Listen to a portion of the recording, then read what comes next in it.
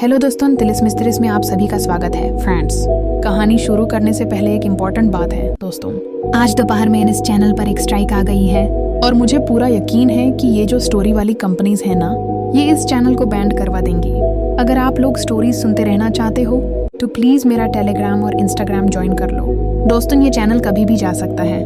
मेरा जो original channel था वो तो आप जानते ही हो, अब किसी काम का नहीं रहा, और मेरा टेलीग्राम भी इन लोगों ने ब्लॉक करवा दिया था।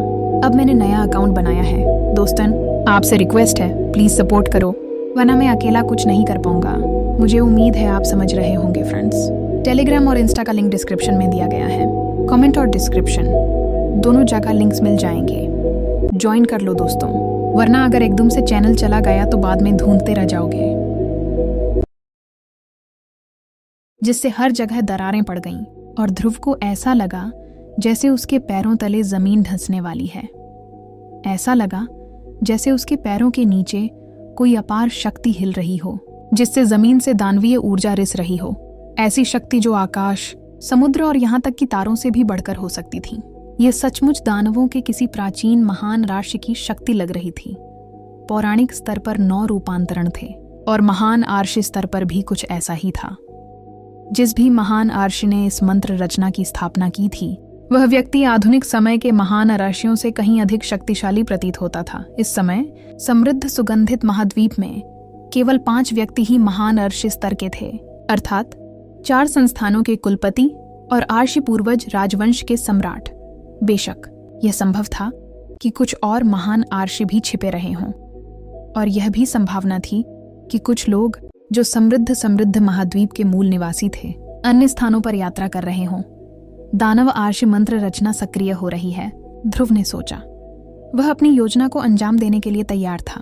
वह नॉनरी लाइफ सीजिंग तक पहुंच गया था और खुद को इतना मजबूत महसूस कर रहा था कि वह एक निम्न स्तरीय ड्रैगन का सामना कर सकता था और संभवतः उसे मार भी सकता था। वास्तव में उसे एक वास्तविक ड्रैगन कहना शायद उचित होगा। वह क्षण जिसका वह इंतजार कर रहा था निकट आ गया था। दिल की धड़कनें तेज हो गईं। उसने सोचा कि अगर वह सचमुच ब्लैक डिफाइड सम्राट का शिवालय हासिल कर ले और राजकुमार वेई को महान आर्षि के स्तर तक पहुंचने से रोक दें तो कैसा होगा। उम्मीद है कि इसका अंत राजकुमार वेई और युवा गुरु श्राउड हेवन दोनों के थके हुए और गंभीर रूप से घायल होने के साथ होगा, और ध्रुव के लिए सबसे अच्छा परिणाम यह होगा कि वह शिवालय के साथ भाग जाए। जब तक राजकुमार वेई महान ऋषि नहीं बन जाते, वे इसे अपनी जीत मानेंगे, और अगर वे अंतरिक्ष से जुड़ा एक अनमोल खजाना, ब्लैक डिफाइड सम्राट का शिवालय हासिल कर लेते हैं, तो आखिरकार उनके पास अपने दोस्तों और परिवार की रक्षा करने, उन्हें इस महाद्वीप से बाहर ले जाने और यह सुनिश्चित करने का एक तरीका होगा कि राजकुमार वेई उन्हें कभी नुकसान न पहुंचा सकें। हालांकि वह ऐसा केवल अंतिम उपाय के रूप में ही करेंगे। ठीक है यार, आखिरकार यह शुरू हो रहा है। मुझे सम्राट के शिवालय से कुछ कंपन महसूस हो रहे हैं। जैसा कि मुझे शक था, तुम्हारे उस नीच चांसलर ने सम्राट के शिवालय को कभी पूरी तरह से साफ नहीं किया। उसके अंदर अभी भी पुरातनता की एक महान आत्मा है जो कभी पूरी तरह से पिघल नहीं पाई। इसीलिए उसने इस चीज को यहाँ छिपा कर रखा था। उसे उम्मीद थी कि वह इसे परिष्कृत करने के लिए मंत्र रचना की शक्ति उधार लेगा। पुरातनता की महान आत्मा के चले जाने के बाद वह आखिरकार इसे नियंत्रित कर पाएगा। बेशक हम उसे कामयाब नहीं होने देंगे। जंजीरों में जकड़े असुर ने उत्तेजना से चीख मारी। क्या ऐसा है? ध्रुव को अब पहले से कहीं ज्यादा यकीन हो गया था कि चांसलर के पास कई वैकल्पिक योजनाएं हैं। वह सिर्फ एक साधारण रणनीति पर निर्भर नहीं रहेगा। वरिष्ठ, क्या आपको यकीन है कि चांसलर सीधे तौर पर सम्राट के शिवालय पर कब्जा नहीं कर सकते? बस करो अब सवाल, बदमाश। पिछले कुछ दिनों में मैं तुम्हें काफी समझा चुका हूं। मेरा धैर्य जवाब दे रहा है। जल्दी करो और मुझे अपनी वह ऊर्जा कला सिखाओ, वरना मैं तुम्हें मरने पर मजबूर कर दूंगा। असुर की बातें खत्म हो गईं और पलक झपकते ही उसकी शक्ति ने पूरे हॉल को भर दिया चरमराहट। हॉल के सभी दरवाजे अचानक अपने आप बंद हो गए। चौंकने का नाटक करते हुए ध्रुव ने कहा, वरिष्ठ आप बस करो अब ये खेल, बदमाश। तुम चालाक हो, ये मैं मानता हूं। तुम्हें पता था कि मैं शुरू से ही तुम्हारे लिए कुछ चाहता था और इसीलिए तुमने मेरे साथ इतनी झूठी शिष्टता से पेश आया। देखो, अब तुम एक नॉनरी लाइफ सीजर हो। जल्दी करो और मुझे इस तकनीक का स्मरक सिखाओ। मैं तुम्हें ये आखिरी मौका देता हूँ। असुर ने उसे क्रूरता से देखा, अपनी जंजीरों को कसते हुए, जो इस तरह कराह रही थीं, मानो किसी भी पल टूट जाएंगी। ध्रुव अचानक जोर से हंस पड़ा। अच्छा प्रयास असुर, तुम उन जंजीरों से कसकर जकड़े हुए हो। तुम मेरा क्या करोगे? मैंने तुमसे बातचीत को इतना लंबा खींचने का एक कारण एक छोटी सी परीक्षा लेना भी था। शायद अगर तुम खुद को आजाद कर सको तो तुम मुझे मार भी सकोगे। तुम्हारे लिए दुख की बात है कि इस समय तुम सिर्फ सुरा शक्ति का इस्तेमाल करके सुरा ज्वाला को बुला सकते हो, लेकिन मुझे सुरा ज्वाला बहुत पसंद है, इसलिए अगर तुम मुझ पर इससे हमला भी करोगे तो भी तुम मुझे और मजबूत बना दोगे। अज्ञानी, असुर दहाड़ा। तुम्हें लगता है कि सिर्फ इसलिए कि मैं जंजीरों में जकड़ा हुआ हूं, मैं तुम्हारा कुछ नहीं बिगाड़ सकता? उसने अचानक एक जोरदार दहाड़ मारी, जिससे एक जोरदार हवा चल पड़ी, जिसमें सुरों के अनगिनत हथियार भर गए। अंतरिक्ष समय हर जगह हिल गया, यहां तक कि उस जगह भी जहां ध्रुव खड़ी थी। नरक को कुचलने वाले गॉड मैमथ की शक्ति। ध्रुव चिल्लाया। उसके शरीर पर तुरंत कवच फैल गया, मानो चीनी मिट्टी के बर्तन हों, देवताओं की सेना के शिलालेखों से ढके हुए। ये जरा भी नारकीय नहीं लग रहा था, बल्कि मानो स्वर्गीय कक्षों से आया हो। तुरंत ही उसके चारों ओर की विकृतियां समाप्त हो गईं। Greater teleportation. असुर गुर्राया। ध्रुव के आसपास की विकृतियां अचानक पहले से भी ज्यादा तीव्रता से उभर आईं, जिससे वह जमीन में धंस गया। पलक झपकते ही उसे एक विशाल कांस्य शिवालय दिखाई दिया, जो प्राचीन ग्रंथों से ढका हुआ था। यह निश्चित रूप से कोई आधुनिक युग का खजाना नहीं था, बल्कि सुदूर अतीत की कोई चीज थी। यह महान सम्राट का पैगोडा था। अंदर जाओ, असुर चिल्लाया, और उसने अपनी शक्ति का प्रयोग किया, जो वास्तव में ध्रुव को शिवालय में धकेलने में सफल रही। अंदर पहुंचते ही उसे तुरंत एहसास हुआ कि वह फंस गया है। उसके आसपास सब कुछ कांसे का था, सिवाय एक पारदर्शी खिड़की के, जिसके पार विचित्र और भयावह दृश्य था। अब वह उस आयाम में था जो महान सम्राट के शिवालय के अंदर मौजूद था। तभी उसने उस खिड़की के पार से असुर को बोलते सुना, चिंता मत करो बच्चे, मैंने तुम्हें सम्राट के शिवालय में फंसा लिया है। जल्द ही मैं तुम्हें अपने शरीर के लिए उपयुक्त विकल्प के रूप में परिष्कृत कर दूंगा, और अब देखते हैं कि बाहर क्या होता है। अचानक खिड़की के बाहर का दृश्य हेवनडॉन क्वारी की ओर मुड़ गया। अब सब कुछ अलग लग रहा था। हर तरफ विशाल दानवीय ऊर्जा भड़क उठी और शक्तिशाली दुष्ट शैतानों की आभा उमड़ पड़ी। जलती हुई दानवीय ज्योति आकाश में ऊंची उठ रही थी, जिससे सारा स्वर्ग और पृथ्वी प्रकाशित हो रही थी। खदान में अनगिनत दानव थे, जो किसी के भी दिल में खौफ पैदा करने के लिए काफी थे। यहां तक कि दर्जनों पौराणिक स्तर की सत्ताएं भी थीं, जो विभिन्न मंत्र निर्माण केंद्रों पर घात लगाए बैठी थीं। इस बीच समुद्र के उस पार किसी पॉकेट आयाम में लगातार बहरा कर देने वाली धमाकेदार आवाजें गूंज रही थीं। स्पष्टतः शक्तिशाली संस्थाएं वहां घातक लड़ाई लड़ रही थीं। ध्रुव वास्तव में दो लोगों की धुंधली छवि देख सकती थी, जो युद्ध में उलझे हुए थे तथा चौंकाने वाले रुख और रूपों के साथ एक दूसरे से लड़ रहे थे। धमाका। अचानक मानो उस आयाम से दो आकृतियां निकलीं, जिनमें से एक राजकुमार वही था, और सारा आकाश और पृथ्वी कांप उठा। ध्रुव कभी नहीं भूल सकता था कि वह कैसा दिखता था। उसका यह कट्टर दुश्मन, जिसने गर्व से ध्रुव के सभी दोस्तों और परिवार को मार डालने का इरादा जताया था। दोनों आकृतियों में से दूसरी आकृति एक युवक जैसी लग रही थी। उसके हाथ में एक लंबा भाला था, जो तांबे का एक प्राचीन हथियार लग रहा था, और उसने एक विशाल रक्त लाल लबादा पहना हुआ था, जिस पर अनगिनत विशालकाय जानवरों की कढ़ाई की गई थी। वे बेहद जीवंत लग रहे थे, मानो अभी अभी प्राचीन जंगलों से निकले हों, और उनकी आभा अत्यंत प्राचीन थी। राजकुमार वे उसी दो अर्धचंद्राकार धार वाले परशु से लड़ रहा था, जो उसके पास पहले था। उसके चारों ओर घूमती ऊर्जा लाखों जंगली ड्रैगन का रूप ले रही थी, जिनकी ऊर्जा से चारों ओर का समुद्री जल भाप में बदल रहा था। कुछ ही क्षणों में कीचड़ से भरा समुद्र तल प्रकट हो गया। उसके परशु का हर झटका उसके प्रतिद्वंद्वी के दुष्ट आभा मंडल को भेदता और सूर्य और तारों की रोशनी को चमका देता। सामान्यतः प्रज्वलित सूर्य की उपस्थिति तारों की चमक को कम कर देती है, लेकिन इस परशु के कारण तारों की रोशनी सर्वोच्च आकाश से झरने की तरह नीचे की ओर बहने लगती है। जल्द ही उसके चारों ओर का समुद्र तारों के समुद्र की तरह चमकने लगा। हालांकि ध्रुव राजकुमार वेई से दिल ही दिल में नफरत करता था, फिर भी उसे मानना पड़ा कि यह एक शानदार दृश्य था। राजकुमार वेई एक शक्तिशाली नायक की तरह दिख रहा था। उससे इतना ज्यादा ताकतवर कि उसे लड़ना नामुमकिन था। भाला और रक्त लाल लबादा पहने उस युवक की बात करें तो वह राजकुमार वेई के लिए एकदम सही लग रहा था। दुष्ट बादलों ने उसके भाले को घेर लिया था, जिससे तारों की रोशनी ढंक रही थी। साथ ही उसके पीछे आयामी दरारें फैल गईं, जिनसे राक्षसी आंखें दिखाई दे रही थीं, जो राजकुमार वेई पर हमला करने के लिए राक्षसी रोशनी फेंक रही थीं। स्वर्ग की खदान। तो युवा गुरु श्राउड हेवन, आपने सचमुच मेरे लिए यहाँ एक मंत्र रचना की स्थापना की थी। इतने दिनों की लड़ाई मुझे यहाँ लाने के लिए ही तो थी। आप मुझे क्या समझते हैं? आपको लगता है कि इस तरह की एक तुच्छ साजिश मुझ पर काम करेगी? आपके लिए दुख की बात है कि मैंने आपको आपके ही खेल में हरा दिया है। स्वर्ग की खदान वह जगह होगी जहां मैं आपको और आपके सभी राक्षस, शैतान, अधीनस्थों को मार डालूंगा, और मैं इस मंत्र रचना को भी नष्ट कर दूंगा। अब से इस स्वर्ग और पृथ्वी में राक्षसी ऊर्जा का अस्तित्व नहीं रहेगा। राजकुमार वेई को इस सावधानी से बिछाए गए जाल की जरा भी चिंता नहीं थी। ऐसा लग रहा था जैसे उसने पहले से ही इसकी योजना बना रखी थी। मंत्र रचना की शक्ति से उसके आसपास का स्थान सिकुड़कर उसे फंसा रहा था। फिर भी वह बेपरवाही से इधर उधर देख रहा था, मानो कोई शैडो अपने इलाके को देख रहा हो। और कुछ ही क्षणों में उसके चेहरे पर उत्सुकता का भाव उभर आया। तुम बलवान हो, राजकुमार वेई, युवा गुरु श्राउड हेवन ने कहा।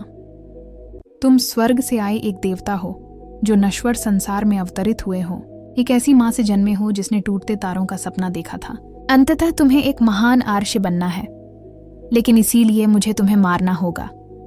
तुम्हारा अस्तित्व ही मुझे पीड़ा देता है, और अब मैं अपनी पिछली हार का बदला लूंगा। यह 9 स्वर्ग, 10 पृथ्वी, दानव शैतान गिरोह, विश्व विनाश करने वाला महामंत्र समूह, 72 गुफाओं के दानव राजाओं और शक्तिशाली दुष्ट शैतान विस्काउंट मुला द्वारा संचालित हो रहा है। यह स्थान तुम्हारी कब्र बनने वाला है। अरे सच में? राजकुमार वेई ने मुस्कुराते हुए कहा। मुझे भी याद नहीं कि मैंने कितने शक्तिशाली जीवों का वध किया है। तो क्या यह उचित नहीं कि मैं एक स्वर्ग कंपाने वाली, धरती कंपाने वाली लड़ाई के बीच में ही महान आर्षी के स्तर तक पहुंचूं? तुम सब मौत के लिए तैयार हो जाओ। आखिरकार ये दोनों अपने बड़े मुकाबले के लिए आ गए हैं। खिड़की से ध्रुव के लिए राजकुमार वेई और युवा गुरु श्राउड हेवन को देखना संभव था। वे दोनों कभी न मरने वाले ड्रैगन, 9वें परिवर्तन के विशेषज्ञ थे, जो उससे कहीं अधिक शक्तिशाली थे। उनकी हर चाल प्राचीनतम और गहनतम तकनीकों को भी परास्त कर सकती थी। एक के पास 2 अर्धचंद्राकार धार वाला परशु था, तो दूसरे के पास दानवों का पवित्र भाला। उनके संघर्ष से उत्पन्न तीव्र गर्मी ने आसपास के समुद्री जल को वाष्पित कर दिया, जिससे आकाश घने कोहरे से भर गया। पूरा क्षेत्र आदिम अराजकता से ग्रस्त प्रतीत हो रहा था, और स्वर्ग और पृथ्वी की प्राण शक्ति पूरी तरह से अस्त व्यस्त हो गई थी। ड्रैगन स्तर जादुई कानून का स्तर था। अभी ये 2 शीर्ष महापुरुष उस शक्ति का उपयोग ऐसे प्रभुत्व के साथ लड़ने के लिए कर रहे थे कि ऐसा लग रहा था कि वे स्वर्ग को उलट सकते हैं और पृथ्वी को नष्ट कर सकते हैं, और यहाँ तक कि तारों और चंद्रमा को भी गुमनामी में डुबो सकते हैं। ध्रुव इतना मंत्रमुग्ध हो गया कि वह लगभग भूल ही गया कि वह ब्लैक डिफाइड सम्राट के शिवालय में इतनी खतरनाक स्थिति में था। वह ऐसी जगह फंस गया था जहां से बाहर निकलने का कोई रास्ता नहीं था। सम्राट के शिवालय की शक्तियां रहस्यमयी और अद्भुत थीं, मानो किसी दूसरी दुनिया से आई हों। बाम! ध्रुव ने अपनी हथेली से शिवालय की दीवार पर प्रहार किया। हालांकि वह पहाड़ों को कुचलने की शक्ति रखता था, फिर भी वह उस पर कोई निशान तक नहीं बना पाया। यह चीज किस चीज से बनी है? हैरान होकर उसने नारकीय देवता भाले का इस्तेमाल किया, लेकिन असर वहीं रहा। सम्राट का शिवालय किसी भी चीज से अछूता लग रहा था।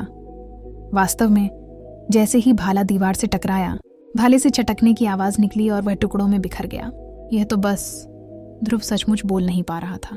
ऐसा लग रहा था कि शिवालय से भागने का कोई भी विचार एक कल्पना मात्र था।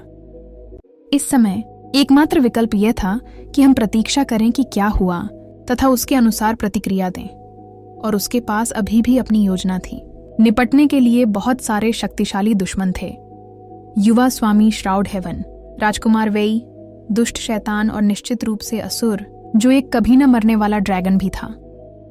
इन सभी शक्तिशाली प्राणियों की तुलना में ध्रुव लगभग एक चींटी के समान था, और अधिकांश लोगों को यह उसके लिए निश्चित मृत्युदंड जैसा प्रतीत होता। हालांकि उसके पास त्रुप के पत्ते थे, सुनहरा शैतान और गॉड लीजन सील। अगर उसने सब कुछ योजना के मुताबिक किया तो फायदे चौंकाने वाले होंगे। गड़गड़ाहट। जब वह ब्लैक डिफाइड सम्राट के शिवालय में स्थिति का परीक्षण कर रहा था, तभी उसने बाहर एक जोरदार शोर सुना। उसके पैरों तले जमीन खिसक गई। और उसे लगा कि ब्लैक डिफाइड सम्राट के शिवालय में एक जबरदस्त शक्ति प्रवाहित हो रही है। शिवालय सक्रिय हो रहा था, जिससे उसकी अपनी आत्मा को ऐसा लग रहा था जैसे उसे खींचा जा रहा हो। दानव आर्षी संरचना अंततः काम पर है। ध्रुव जानता था कि चांसलर के पास महामहिम सम्राट का शिवालय है, लेकिन वह व्यक्ति नहीं था जिसने इसे बनाया था। इसे प्राचीन काल के एक महान आर्षी ने बनवाया था और इसमें सुदूर अतीत की एक महान आत्मा समाहित थी। चांसलर ने इसे इस आशा में यहाँ छोड़ा था कि महान आत्मा का शुद्धिकरण हो जाएगा, जिससे उसका इस पर पूर्ण नियंत्रण हो जाएगा। एक बार जब बाहर का विशाल मंत्र निर्माण सक्रिय हो जाता तो महान आत्मा का नाश हो जाता, असुर शिवालय में समा जाता और राजकुमार वेई इसका उपयोग महान आर्षी स्तर तक पहुंचने के लिए कर सकते थे। अगर ध्रुव पगोड़ा हासिल करना चाहता था तो उसे 2 काम करने थे। पहला, उसे उस महान आत्मा और नवजात दिव्यता के उस चिन्ह को नष्ट करना था जो चांसलर ने पगोड़ा पर लगाया था। दूसरा, उसे यह सुनिश्चित करना था कि असुर मर चुका है। ध्रुव ने इस मामले पर गहराई से विचार किया था और उन्हें यकीन था कि पहले पहलू के संदर्भ में उन्हें शायद कुछ भी करने की जरूरत नहीं थी। चांसलर की योजना में पहले से ही सीलिंग मार्क और नेक भावना को नष्ट करने और पैगोडा का नियंत्रण छोड़ने की जरूरत को ध्यान में रखा गया होगा ताकि राजकुमार वेई उसका इस्तेमाल कर सकें। दूसरी बात, वह जानता था कि असुर उसकी जगह ध्रुव की मौत की उम्मीद कर रहा था। हालांकि गॉड लीजन सील और सुनहरा शैतान निश्चित रूप से उसकी रक्षा करेंगे। असुर शक्तिशाली था, लेकिन भूत सम्राट यम जितना शक्तिशाली नहीं था, जिसे सुनहरे राक्षस ने आसानी से कुचल दिया था और लगभग नष्ट कर दिया था। इन विभिन्न कारकों के कारण ध्रुव को विश्वास था कि वह पैगोडा को छीन सकता है और चांसलर राजकुमार वेई असुर और युवा गुरु श्राउड हेवन के बीच चल रही सभी योजनाओं से लाभ उठा सकता है। चांसलर बहुत चालाक था, लेकिन वह सुनहरा शैतान ही सौदा तोड़ने वाला था। अभी तो मैं बस समय का इंतजार कर रहा हूँ और देख रहा हूँ कि क्या नरक कुचलने वाले गॉड मैमथ की शक्ति मेरे इस्तेमाल के लिए शिवालय को परिष्कृत करने के लिए पर्याप्त होगी।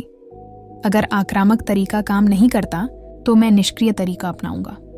बाहर जो हो रहा था उसे नजरअंदाज करते हुए वह पालथी मारकर बैठ गया। नरक कुचलने वाले गॉड मैमथ की शक्ति एक ईश्वरीय श्रेणी की ऊर्जा कला थी, इसलिए यह पूरी तरह से संभव था कि वह इसका उपयोग इस जादुई खजाने के भीतर आत्मा की मुहर को मिटाने के लिए कर सकता था और इसे अपनी आत्मा से बदल सकता था। उसने इसी तरह से बर्फ आत्मा देव तलवार पर नियंत्रण कर लिया था। भूतों के विलाप और देवताओं के रोने की आवाजें अचानक से सुनाई देने लगीं। जब नाइटफॉल सिम्फनी अचानक से खुले में गूंजने लगी, धीरे धीरे सिम्फनी का संगीत पैगोडा में घुलने लगा। दुर्भाग्यवश शिवालय की शक्ति किसी पर्वत या समुद्र के समान थी, जिससे उसकी वास्तविक ऊर्जा का उसमें प्रवेश करना असंभव हो गया। ध्रुव को इसकी कोई परवाह नहीं थी। इसके बजाय उसने अपनी असली ऊर्जा को और गहराई से खींचा, उसे और जोर से बाहर भेजा, जब तक कि वह समुद्र के किनारे की चट्टान से टकराते समुद्री ज्वार की तरह न हो गई। चाहे वह चट्टान कितनी भी मजबूत क्यों न हो, जैसे जैसे लहरें उस पर प्रहार करती रहेंगी, वह अंततः नष्ट हो जाएगी। जैसे जैसे वह अपना काम करता रहा, दानव अर्शी संरचना की शक्ति बढ़ती गई और दानव अर्शी ऊर्जा की धाराएं शिवालय में प्रवाहित होने लगीं। इसके कारण शिवालय की स्थिति बदल गई और अंततः ध्रुव की सच्ची ऊर्जा को एक छोटा सा कोना मिल गया जहां वह अपनी पकड़ बना सके। यदि वह पूरे पगोड़ा पर नियंत्रण करना चाहता था तो जाहिर है उसे एक छोटे से कोने से शुरुआत करनी होगी। अब उसे बस सही अवसर की प्रतीक्षा करनी थी। अब जबकि उसकी सच्ची ऊर्जा शिवालय से जुड़ चुकी थी, वह अंदर 2 शक्तिशाली सत्ताओं को महसूस कर सकता था, जिनमें से प्रत्येक ने शिवालय के आधे हिस्से पर कब्जा कर रखा था। उनमें से एक तो बहुत प्राचीन प्रतीत होता था, मानो वह लाखों करोड़ों वर्षों से अस्तित्व में हो। दूसरा आभा मंडल किसी पर्वत या नदी की तरह असीम था, मानो कोई आर्षी हो जो स्वर्ग के नीचे जनसाधारण को ज्ञान प्रदान कर सकता हो। वह दूसरा आभा मंडल कुछ जाना पहचाना सा लग रहा था और ध्रुव को पूरा यकीन था कि वह अर्ध अमर संस्थान के कुलपति का ही था। अपनी वास्तविक ऊर्जा को शिवालय में और आगे बढ़ाते हुए वह अंततः शीर्ष पर एक विशाल आयाम तक पहुंच गया। उस आयाम में एक महान कवच सज्जित आत्मा एक युवा विद्वान व्यक्ति के सामने खड़ी थी।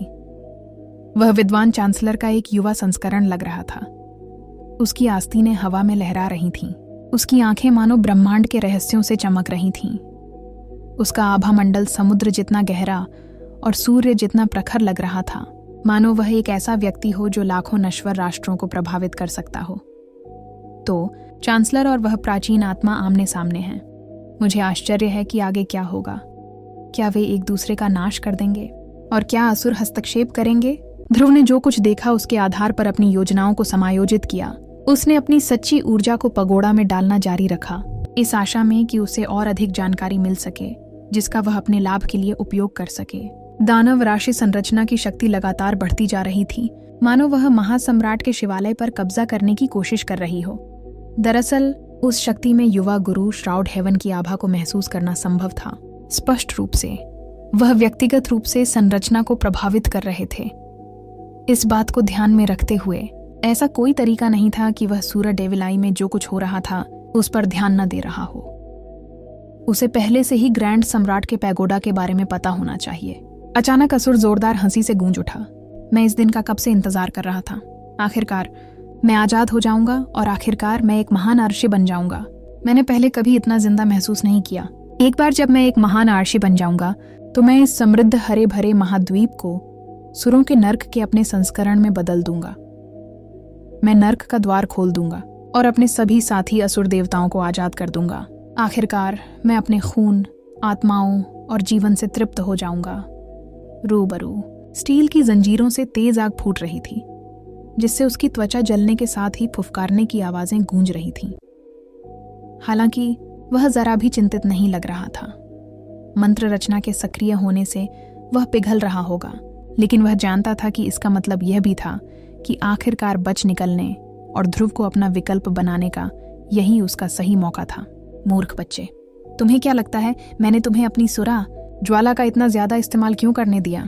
तुम सुरा आभा से संक्रमित हो चुके हो, इसलिए जैसे ही मैं तुम्हारे साथ जगह बदलूंगा तुम मेरे लिए खड़े हो जाओगे और इस समूह का निशाना बन जाओगे। सुरा प्रेत भिज। ध्रुव के पीछे अचानक एक विशाल सुरा प्रकट हुआ। ध्रुव ने अपने कंधे के ऊपर से देखा। मेरे साथ जगह बदलूं? तुम्हारे लिए खड़ा हूं? तुम मजाक कर रहे हो। नरक कुचलने वाले गॉड मैमथ की शक्ति का आह्वान करते हुए उसने स्वर्गीय दुनिया की शुद्ध ज्वाला को बुलाया, जिसने तुरंत प्रेत सुरा को भस्म करना शुरू कर दिया। क्या हो रहा है? मेरी सुरा शक्ति उसकी ऊर्जा कला से निष्प्रभावी हो रही है और मेरी जीवन शक्ति का सार नष्ट हो रहा है। ये कौन सी ऊर्जा कला है? यह सभी राक्षसों और शैतानों के लिए अभिशाप है। असुर ने कभी सोचा भी नहीं था कि उसकी सारी योजनाएं और प्रयास व्यर्थ हो जाएंगे। ध्रुव पर ये सब बेकार साबित हुए। दूसरे शब्दों में, वह ध्रुव के साथ स्थान बदलने में असमर्थ होगा और इस प्रकार वह मंत्र निर्माण के लिए एक बलिदान बन जाएगा। अचानक उसके भीतर भय व्याप्त हो गया। नहीं, तुम मुझसे बच नहीं पाओगे बच्चे। तुम मेरे हो, सुरों का दिव्य दांव, 6 मार्गों का दांव, कभी न खत्म होने वाला चक्र। शैतानी भावना आ रही है। उनकी सुरा आभा भड़क उठी, ज्वाला के रूप में नहीं बल्कि पिघले हुए सोने जैसे चिपचिपे तरल के रूप में, जो शिवालय में ध्रुव की ओर बह रही थी। असुर ने उस पल का फायदा उठाया जब मंत्र रचना सक्रिय होना शुरू हुई और उसने ध्रुव के विरुद्ध पूरी ताकत झोंक दी। उसने अपने शरीर से खून निकालकर उसे सम्राट के शिवालय में भेज दिया ताकि वह ध्रुव को मारने के लिए इसका प्रयोग कर सके। अब असुर छलकपट और धोखे का सहारा नहीं ले रहा था, वह सीधे हमला कर रहा था। ध्रुव के शरीर और आत्मा को हड़पने की कोशिश में कोई कसर नहीं छोड़ रहा था। इतना कुछ देखने के बाद उसे पूरा यकीन हो गया था कि वह अच्छी तरह जानता है कि ध्रुव कितनी ताकतवर है और उससे कैसे निपटना है। मैं तुम्हें अंदर बाहर से जानता हूँ, बदमाश। हो सकता है कि तुम्हारे पास कुछ अजीबोगरीब ऊर्जा कौशल हों, लेकिन तुम वास्तव में बहुत ताकतवर नहीं हो। दरअसल तुम बहुत कमजोर हो। पहले तो मुझे लगा कि तुम्हारे उस विश्वासघाती चांसलर ने तुम्हें किसी गुप्त वस्तु या तकनीक के साथ यहाँ भेजा होगा, लेकिन लगता है ऐसा नहीं है। अगर उसने भेजा होता तो मुझे पहले ही पता चल जाता। तो बदमाश, अब तुम्हारे मरने का समय आ गया है। खून के ढेरों ने मिलकर असुर का एक क्लोन बनाया जो ब्लैक डिफाइड सम्राट के शिवालय में ध्रुव के ऊपर खतरनाक रूप से खड़ा था। ध्रुव के पास केवल एक ही चीज थी जिससे वह लड़ सकती थी, वह थी नरक कुचलने वाले गॉड मैमथ की शक्ति। बेशक असुर अपनी पूरी शक्ति से लड़ने में सक्षम नहीं था। उसका असली शरीर अभी भी जादुई नियमों से बंधा हुआ स्टील की जंजीरों में जकड़ा हुआ था, जिससे वह अपनी वास्तविक शक्ति का केवल 1% ही इस्तेमाल कर पा रहा था। अगर वह अपनी पूरी शक्ति का इस्तेमाल कर पाता तो ध्रुव के पास मौत को गले लगाने के अलावा कोई चारा नहीं होता। दरअसल शक्ति का वह 1% भी ध्रुव को ऐसा महसूस कराने के लिए काफी था जैसे पूरा माउंट टाई उस पर भारी पड़ रहा हो, उसे कुचलकर मार डालने की धमकी दे रहा हो। इसलिए वह केवल तब तक प्रतीक्षा कर सकता था जब तक कि मंत्र संरचना पूरी तरह से सक्रिय न हो जाए। इस बीच बाहर हेवनडॉन खदान में दानव दैत्यों के झुंड ने खदान क्षेत्र को दानव और शैतानी ऊर्जा से भर दिया था। सूर्य, चंद्रमा और तारे छिप गए थे, जिससे आकाश काला पड़ गया था।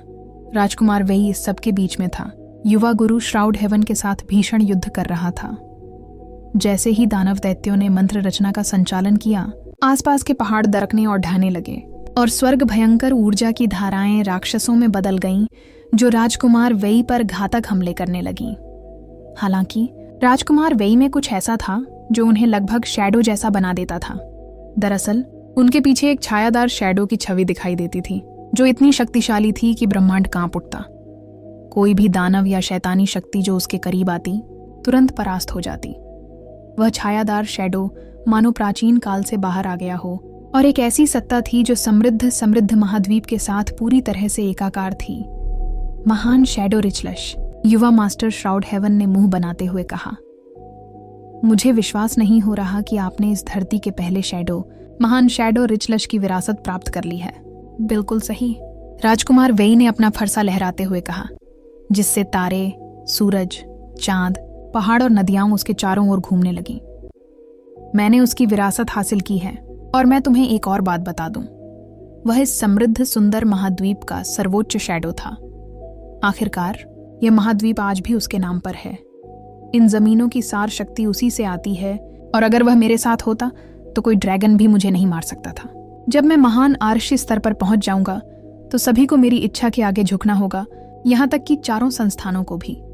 तुमने भले ही स्वर्ग की खदान में अपना 9 स्वर्ग, 10 पृथ्वी, दानव शैतान गिरोह, विश्व विनाश करने वाला महामंत्र समूह स्थापित कर लिया हो, लेकिन मुझे परवाह नहीं। मैं तुम्हें दिखाऊंगा कि इस महाद्वीप का शासक होने का असली मतलब क्या होता है। इसका मतलब है इस जगह को अपनी इच्छानुसार ढालना। गड़गड़ाहट। राजकुमार वेई पर एक महान शैडो का आभा मंडल इतना प्रबल होता गया कि धरती की मूल शक्ति कांपने लगी, मानो वह महाद्वीप का सच्चा प्रभु हो और स्वर्ग और पृथ्वी की सारी प्राण शक्ति उसके प्रति निष्ठा में नतमस्तक होने को तैयार हो। अफवाहों के अनुसार इस महाद्वीप के पहले संप्रभु स्वामी महान शैडो रिचलश थे। योरवाइल्ड्स महाद्वीप के विनाश के बाद उन्होंने ही भूमि को एकीकृत किया। उस समय इस स्थान का कोई उचित नाम भी नहीं था, लेकिन जब महान शैडो रिचलश सत्ता में आए तो इसे रिचलश महाद्वीप कहा जाने लगा। अंततः वे अज्ञात स्थानों पर चले गए और उनके द्वारा स्थापित राजवंश का पतन हो गया। अन्य राजवंशों का उत्थान और पतन होता रहा और आधुनिक काल में आर्षी पूर्वज राजवंश का प्रभुत्व स्थापित हुआ। हालांकि इस बात से इनकार नहीं किया जा सकता कि केवल महान शैडो रिचलश के शासन में ही यह महाद्वीप वास्तव में एक था। उस समय उनके शब्द ही कानून थे और उन्होंने संप्रदायों की स्थापना से लेकर भूमि के स्वरूप तक सब कुछ नियंत्रित किया था। उनके समय में ये 4 संस्थान शाही दरबार से जुड़े कन्फ्यूशियस विद्वानों और बुद्धिजीवियों द्वारा संचालित शिक्षण संस्थान थे। उन्हें सरकार की सेवा के लिए प्रतिभाशाली व्यक्तियों को खोजने का काम सौंपा गया था। यह आधुनिक परिस्थितियों जैसा कुछ भी नहीं था। आजकल शाही राजवंश 4 संस्थानों और अन्य शक्तिशाली संगठनों का सामना करने में असमर्थ था। राजधानी के बाहर शाही आदेश शायद ही प्रभावी थे और पूरे देश में कई लोग खुद को राजा घोषित कर रहे थे और राष्ट्रों की स्थापना कर रहे थे। भिज जैसे ही राजकुमार वेई पर एक महान शैडो की आभा प्रकट हुई, ध्रुव को महसूस हुआ कि महान शैडो का शिवालय कांप रहा है, मानो वह किसी भी क्षण बाहर खुले में उड़ जाएगा। धिक्कार है, असुर चिल्लाया। उस राजकुमार को महान शैडो रिचलश की विरासत कैसे मिली? शैडो ने यह शिवालय बनवाया था और अब यह अपने असली मालिक को ढूंढने की कोशिश कर रहा है। नहीं, मैं ऐसा नहीं होने दूंगा। क्या महान शैडो धनवान? ध्रुव ने चौंकते हुए सोचा।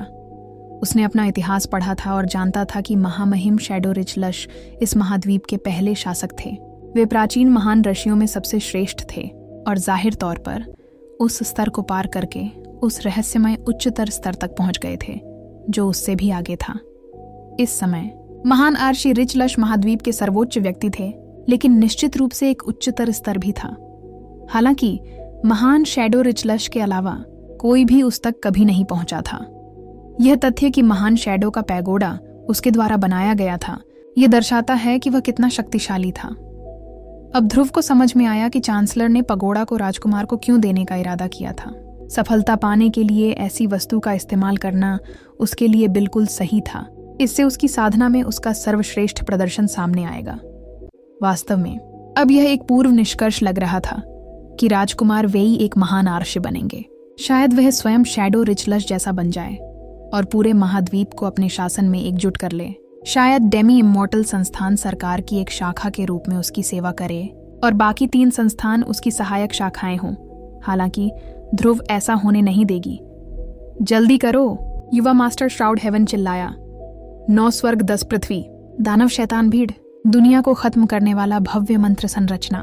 उसने जल्दी ही मंत्र रचना को और ऊंचाइयों तक पहुंचा दिया। तुरंत ही हेवनडॉन खदान में बुलाए गए राक्षस गायब हो गए और उनकी जगह आदिम योर वाइल्ड्स की एक राक्षसी आभा ने ले ली। उसी समय धरती फट गई और फट गई, जिससे कीचड़ ऊपर की ओर बहने लगा, जो पहले एक पहाड़ जैसा दिखता था। हालांकि राक्षसी ऊर्जा के साथ मिलकर इसने एक विशाल राक्षस देवता का रूप ले लिया, जो यंग मास्टर श्राउड हेवन के पीछे खड़ा था, ठीक वैसे ही जैसे छायादार शैडो राजकुमार वेई के पीछे खड़ा था। दानव लोक के प्राचीन महानराशि ही समृद्ध रसीला महाद्वीप के सच्चे प्रभु थे। युवा गुरु श्राउड हेवन चिल्लाए, योर वाइल्ड्स के जमाने में महान शैडो रिचलश कुछ भी नहीं थे। उस असुर को मारते ही मैं महान ऋषि के स्तर पर पहुंच जाऊंगा। राजकुमार वेई, मैंने सुरों के नर्क में महीनों तक प्रशिक्षण लिया है और ऐसी पीड़ा झेली है जिसकी तुम कल्पना भी नहीं कर सकते। और उसी पीड़ा ने मुझे इस क्षण तक पहुंचाया है जिसमें मैं तुम्हें मार रहा हूं। हाँ युवा मास्टर श्राउड हेवन, आपके दिन खत्म होने वाले हैं। राजकुमार वेई, क्राउन प्रिंस को मार डालो। अनगिनत दानवों की क्रोधित चीखें एक विशाल भंवर की तरह पूरे इलाके में गूंज उठीं। इस बीच हेवनडॉन खदान की गहराइयों में लपटें नाच रही थीं, मानो भूमिगत आग का विस्फोट हो रहा हो। विशाल भूमिगत महल ढहकर मलबे में तब्दील हो गया और एक विशाल कुल्हाड़ी उड़कर बाहर आई, जिससे असुर का सिर 2 टुकड़ों में विभाजित हो गया, जिससे मस्तिष्क का सफेद हिस्सा बिखर गया। जैसे ही असुर चिल्लाया, उसके नीचे एक दिव्य दीपक प्रकट हुआ, जिसने उसे जिंदा जलाने के लिए लपटें उठाईं। उसी समय क्षेत्र में महत्वपूर्ण ऊर्जा से बने दिव्य हथियारों और जादुई खजानों के ढेर दिखाई दिए, जो मंत्र रचना की शक्ति के अलावा कुछ और नहीं थे। ऊपर के सभी दानव शैतान असुर का सफाया करने के लिए मिलकर काम कर रहे थे। बेशक असुर का मरना तो तय था, लेकिन अब ध्रुव के रूप में उसके पास उम्मीद थी। सुरा पुनर्जन्म जादू, सुरा निर्वाण, असीम युद्ध भावना।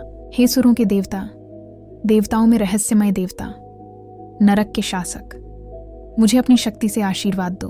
असुर अब एक शक्तिशाली जादुई आकर्षण का सहारा ले रहा था। उसका शरीर ढह गया और उसका आभा मंडल गायब हो गया, जिससे उसका मांस और खून ग्रैंड एम्परर के पैगोडा में जा घुसा। पगोड़ा द्वारा अवशोषित होने के बजाय उसका मांस और खून फिर से एक शरीर का आकार लेने लगा, ठीक उसी जगह पर जहां ध्रुव छिपा हुआ था। डरा हुआ बच्चा, अब तेरा सफाया होने वाला है। तेरे सारे ऊर्जा कौशल जल्द ही मेरे होंगे। ऐसा लग रहा था जैसे असुर का पूरी तरह से पुनर्जन्म हो गया हो और अब ध्रुव पूरी तरह से उसके नियंत्रण में हो। एक दुष्ट मुस्कान उसके चेहरे पर छा गई, क्योंकि उसने ध्रुव को पकड़ने के लिए हाथ बढ़ाया, आसानी से उसकी रक्षात्मक सच्ची ऊर्जा को कुचल दिया। इस असुर की शक्ति ऐसी नहीं थी जिससे ध्रुव लड़ने के योग्य हो। हालांकि ध्रुव बिल्कुल भी घबराया नहीं। उसने तुरंत अपनी डेविल गॉड सील का आह्वान किया। अपना सारा ध्यान, अपनी सारी सच्ची ऊर्जा, अपने सारे खून को अपने माथे पर केंद्रित किया।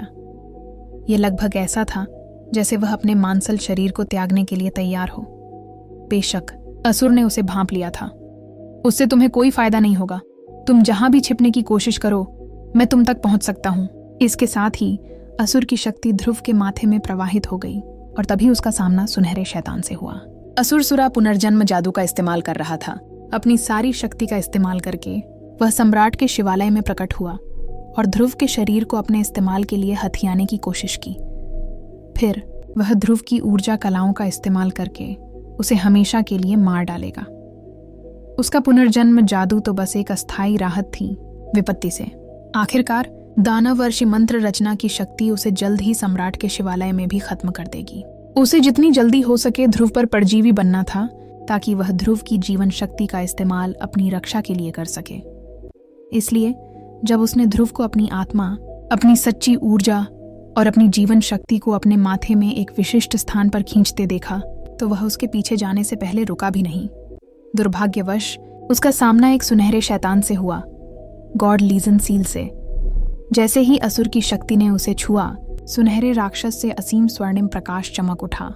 जाहिर है यह केवल कुछ ही पलों के लिए था, जब ध्रुव सचमुच प्रतिरोध नहीं कर पा रही थी और राक्षस कुछ कर सकता था। इसकी प्रचंड शक्ति ने महासम्राट के शिवालय को भर दिया, जिससे एक महासम्राट का सर्वोच्च आभा मंडल भी गौरवशाली के विपरीत हो गया। शिवालय के शिखर पर दो शक्तिशाली शक्तियां थीं, एक चांसलर का नवजात दिव्यता चिन्ह और दूसरी शिवालय की स्वयं महान आत्मा। दोनों ही शक्तियां एक महान राशि की शक्ति से समर्थित थीं और अस्तित्व में मौजूद किसी भी चीज का विनाश करने में सक्षम थीं। हालांकि देवसेना मुहर की चमकती रोशनी के सामने वे कुछ भी नहीं थीं। वास्तव में उनकी आभा भी सिकुड़ने लगी। ध्रुव चांसलर के ऊर्जा प्रक्षेपण से आघात महसूस कर सकता था। वह स्पष्ट रूप से ये नहीं समझ पा रहा था कि इतनी शक्तिशाली नई शक्ति पैगोडा में कैसे प्रकट हुई। देवसेना की मुहर प्रक्षेपण की समझ से परे थी। वह मुहर किसी महान ऋषि के बराबर नहीं थी, बल्कि उससे कहीं बढ़कर एक शक्ति थी। ये देवताओं की सेना से आई थी, जिनके लिए महान ऋषि चींटियों के समान थे। देवताओं की सेना के सामने यहाँ तक कि महान शैडो रिच लश को भी अत्यंत विनम्रता और सम्मान के साथ कार्य करने के लिए मजबूर होना पड़ता था। असुर तुरंत डर के मारे चीखा, ये क्या है? यह मुझे पिघला रहा है। सुनहरे प्रकाश के नीचे असुर का मांस और खून टपकने लगा। असुर भूत सम्राट यम से भी कमजोर था।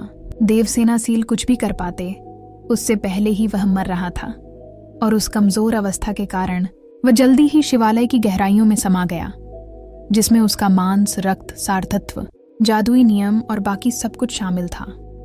ध्रुव देखता रहा। दुर्भाग्य से वह सम्राट के शिवालय को असुर को ले जाने से रोकने के लिए कुछ नहीं कर सका। हालांकि वह यह भी जानता था कि यह शिवालय स्वतः ही असुर को शक्ति में बदल देगा, जिसका उपयोग वह स्वयं को शांत करने के लिए कर सकता था या अपने मित्रों और परिवार को आशीर्वाद देने के लिए। बेशक पहले उसे अपने लिए शिवालय प्राप्त करना था। जैसे ही असुर स्वर्णिम राक्षस के प्रकाश से नष्ट हो रहा था, सम्राट के शिवालय की महान आत्मा क्रोध से कांपती हुई बोली, महासम्राट के अधिकार को चुनौती देने की हिम्मत कौन कर सकता है? उसके शब्दों के समन्वय से एक विशाल शक्ति प्रस्फुटित हुई, जिसने कांसे की कुल्हाड़ी का रूप ले लिया और सुनहरे राक्षस की ओर वार किया। वह कांसे की कुल्हाड़ी दैवीय स्तर तक शक्तिशाली थी, ऐसी चीज जो पहाड़ों को चीर सकती थी, नदियों का रुख मोड़ सकती थी, यहाँ तक कि आकाश को भी नष्ट कर सकती थी। वह लगभग अजेय थी। यह वास्तव में एक जादू था, जिसे ग्रैंड सम्राट के पैगोडा में बनाया गया था। पगोड़ा की महान आत्मा उसकी सुरक्षा के सभी पहलुओं को नियंत्रित कर सकती थी। जो कोई भी पगोड़ा पर नियंत्रण करना चाहता था, उसे उस आत्मा के हमलों से निपटना पड़ता था, जो सभी आक्रमणकारियों को पीछे हटाने के लिए किसी भी हद तक जा सकती थी। यहाँ तक कि डेमी इमॉर्टल इंस्टीट्यूट के चांसलर भी इसे पूरी तरह से नियंत्रित करने में असमर्थ रहे थे। अधिक से अधिक वे एक ऐसा चिन्ह स्थापित कर पाए थे, जो महान भावना के साथ कदम से कदम मिलाकर चलने में सक्षम था। जैसे ही कुल्हाड़ी सुनहरे शैतान की ओर बढ़ी, शैतान ने अपनी उंगली हिलाई। जब वह छोटी सी उंगली कुल्हाड़ी की नोक से टकराई, तो वह विशालकाय हथियार चकनाचूर हो गया। फिर शैतान ने ऐसी आवाज में बात की जो केवल देवताओं की सेना का सदस्य ही बोल सकता था। जो कोई भी देवताओं की सेना की महिमा का विरोध करेगा, वह मर जाएगा। भिज्ज। उसने फिर अपनी उंगली हिलाई और प्रचंड शक्ति प्रकट हुई, जिसने शिवालय के सभी रक्षा जादू को बंद कर दिया। महान राशि सम्राट रिचलश द्वारा निर्मित यह जादुई खजाना उस सुनहरे शैतान, जो गॉड लीजन सील था, की उंगली के एक ही इशारे से पूरी तरह रक्षाहीन हो गया। पगोड़ा की महान आत्मा इतनी स्तब्ध थी कि वह कोई प्रतिक्रिया भी नहीं कर सकी। फिर सुनहरे शैतान ने एक और उंगली हिलाई। देवताओं की सेना ने तुम्हें दोषी पाया है। वह महान आत्मा तुरंत आग की लपटों में घिर गई, चीखती हुई धीरे धीरे लुप्त हो गई। यह महान आत्मा, जो अनगिनत हजारों सालों से अस्तित्व में थी, उस सुनहरे शैतान द्वारा आसानी से नष्ट कर दी गई। अब पैगोडा में एकमात्र अन्य शक्तिशाली इकाई चांसलर के सीलिंग मार्क द्वारा डाला गया प्रक्षेपण था। इससे पहले वह उस नेक आत्मा से जूझ रहा था, लेकिन उस आत्मा के मर जाने के बाद चांसलर पैगोडा पर कब्जा करने के लिए आज़ाद हो गया और उसने ऐसा करने की कोशिश में कोई समय बर्बाद नहीं किया। लेकिन फिर सुनहरे शैतान ने कहा, जो कोई भी देवताओं की सेना के खिलाफ ईश निंदा करेगा उसे मार दिया जाएगा। उसने फिर अपनी उंगली हिलाई। गड़गड़ाहट। इससे पहले कि वह कोई प्रतिक्रिया दे पाता, चांसलर का मुहरबंद चिन्ह नष्ट हो गया। अब महामहिम सम्राट का शिवालय पूरी तरह से शैतान की सुनहरी रोशनी से भर गया था। चांसलर के सीलिंग जादू ने नियंत्रण हथियाने की कोशिश की थी, लेकिन देवताओं की सेना को नाराज कर दिया था और उसका अस्तित्व ही मिट गया था। महासम्राट रिचलश की आभा का हर अंतिम अंश शिवालय से मिटा दिया गया था और असुरों के मांस और रक्त के सभी टुकड़ों को ईंधन के रूप में उपयोग के लिए अवशोषित कर लिया गया था। सभी खतरों के समाप्त हो जाने के बाद सुनहरा शैतान एक बार फिर ध्रुव के माथे के भीतर स्थिर हो गया। ध्रुव अब अपने संयम पर लौट रहा था और उसे एहसास हुआ कि वह वास्तव में अपनी आत्मा के स्तर पर शिवालय से जुड़ा हुआ था। खड़े होकर उसने देखा कि शिवालय के सभी दरवाजे खुल गए हैं, जिससे वह सबसे ऊंचे स्तर पर पहुंच सकता है जहां चांसलर और महान आत्मा पहले थे। उस हॉल के अंदर एक विशाल मंत्र निर्माण चार्ट था जो अनगिनत कागजी ताबीजों से ढका हुआ था और हर ताबीज शिवालय की रक्षा करने वाले विभिन्न रक्षा जादू में से एक था। यह लगभग तारों भरे आकाश के नक्शे जैसा लग रहा था। किसी व्यक्ति को बस उस चार्ट में कुछ सच्ची ऊर्जा भेजनी होती थी और वह पैगोडा के हर पहलू को नियंत्रित कर सकता था। और ध्रुव ने ठीक यही किया। इस समय तक वह महासम्राट के शिवालय का स्वामी था। वह उसकी गति को नियंत्रित कर सकता था और लोगों को उसमें प्रवेश करने और उसमें विद्यमान प्राण शक्ति के विशाल भंडार का उपयोग साधना के लिए करने की अनुमति भी दे सकता था। अगर महासम्राट रिचलश, जो उस शिवालय के मूल स्वामी थे, आकर उस पर कब्जा करने की कोशिश भी करते तो वे असफल हो जाते। देवसेना की मुहर लगी होने के कारण कोई भी ऐसा करने की हिम्मत नहीं कर सकता था। आखिरकार ऐसा करना देवताओं की सेना का अपमान माना जाता और यहाँ तक कि महान शैडो रिचलश जैसा व्यक्ति भी, जिसने देवताओं को नाराज किया था, अंततः मर जाएगा। इस शिवालय के मेरे नियंत्रण में होने से चांसलर की योजना निश्चित रूप से विफल हो जाएगी। ध्रुव को अब विश्वास हो गया था कि राजकुमार वेई आसानी से महान अर्षि नहीं बन सकते। मंत्र निर्माण चार्ट पर हाथ रखते हुए उसने सोचा, मुझे युवा मास्टर श्राउड हेवन और राजकुमार वेई को अंत तक लड़ने देना चाहिए। उम्मीद है कि वे दोनों गंभीर रूप से घायल हो जाएं। अभी मुझे यहां से निकल जाना चाहिए। उसी क्षण 9 स्वर्ग 10 पृथ्वी दानव शैतान भीड़ विश्व समाप्त करने वाली भव्य मंत्र संरचना स्वर्ग को हिला देने वाली, पृथ्वी को गिरा देने वाली शक्ति के साथ बढ़ी। जैसे ही मंत्र रचना ने एक राक्षस आर्षि की शक्ति को शिवालय को नष्ट करने के लिए भेजा, ध्रुव ने अपनी असली ऊर्जा का उपयोग शिवालय के एक कार्य को सक्रिय करने के लिए किया। पलक झपकते ही वह हवा में उड़ गया और गायब हो गया। विशाल मंत्र संरचना ने पहले ही पूरे क्षेत्र को बंद कर दिया था, जिससे कोई भी बाहर नहीं निकल सकता था। यहाँ तक कि एक महान आर्षि को भी ऐसा करने के लिए भारी मात्रा में ऊर्जा खर्च करनी पड़ती। लेकिन गॉड लीजन सील की शक्ति अभी भी ग्रैंड एम्परर के पैगोडा में मौजूद थी और विशाल मंत्र संरचना की आत्मा इसे महसूस कर सकती थी और भयभीत हो गई। राक्षसों या शैतानों की भीड़ भी देवताओं की सेना को अपवित्र करने की हिम्मत नहीं कर सकती थी। देवता तो बहुत शक्तिशाली थे। जिस क्षण महासम्राट का शिवालय अदृश्य हुआ, उसी क्षण अर्धअमर संस्थान में, विशेष रूप से लघु ब्रह्मांड जगत में कुछ घटित हुआ। वहां अंतरिक्ष काल के एक रहस्यमय पहलू में एक व्यक्ति ने अपनी आंखें खोलीं और वे तीव्र प्रकाश से चमक उठीं। वह कोई और नहीं बल्कि चांसलर था। वह शक्ति क्या थी, मैं उससे लड़ भी नहीं सकता था।